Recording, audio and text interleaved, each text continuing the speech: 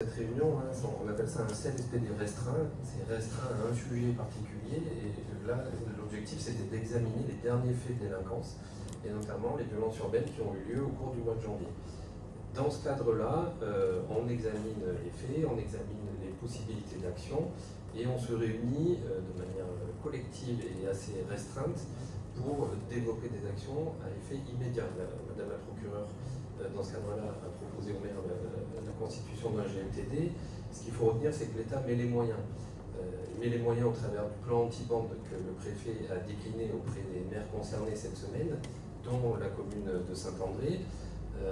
Les effets très concrets de ce plan, dans les prochains jours, les services de police nationale de Saint-André bénéficieront de l'apport d'un peloton de l'escadron de gendarmerie mobile qui est à La Réunion. Donc c'est une vingtaine de militaires qui viendront en appui des forces de sécurité, parce que c'est une demande de la population, c'était une demande aussi de la commune d'avoir un renfort des forces de sécurité intérieure, et ce peloton viendra en ce qu'on appelle faire de la sécurisation générale, c'est-à-dire sécuriser la voie publique et permettre aussi ce maintien de l'ordre et cette tranquillité publique à laquelle tout le monde aspire. Donc l'objectif, c'est pas de se réunir pour se réunir, c'est de vraiment déterminer des actions qui peuvent être mises en place très rapidement et qui seront suivies. On fera si le maire en est d'accord, des CLSPD restreints de manière très régulière, autant qu'il le faut, pour continuer cette action-là. C'est aussi le déploiement du plan mineurs délaissés, comme l'a décrit mon collègue.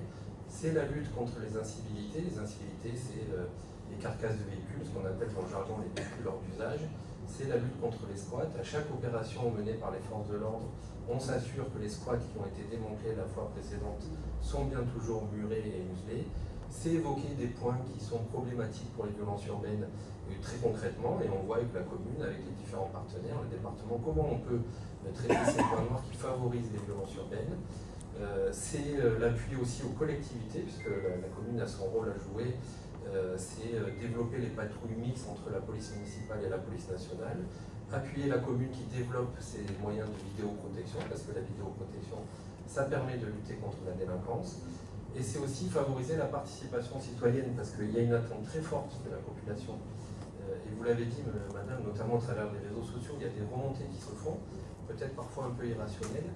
Et l'important, c'est qu'on puisse aussi associer les citoyens à ces actions-là. Alors, il y a un système qui existe de participation citoyenne, qu'on peut mettre en œuvre avec les forces de l'ordre, la collectivité, qui viserait, sous couvert d'associations ou de personnes un peu impliquées dans leur quartier, pourraient être des relais vraiment des forces de l'ordre.